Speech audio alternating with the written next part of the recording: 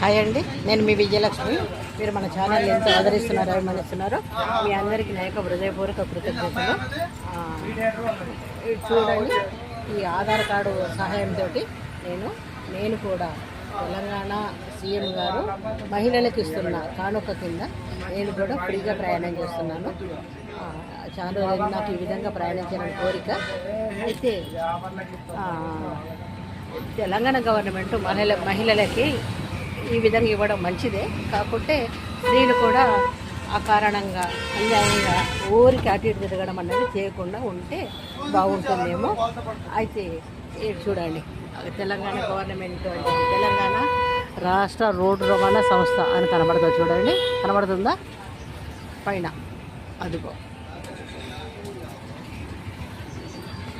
మొత్తానికైతే చాలా రోజుల కోరిక, ఎప్పటి నుంచో నా కోరిక ఈరోజు ఈ విధంగా తీరుతుందండి. బాయ్ అండి.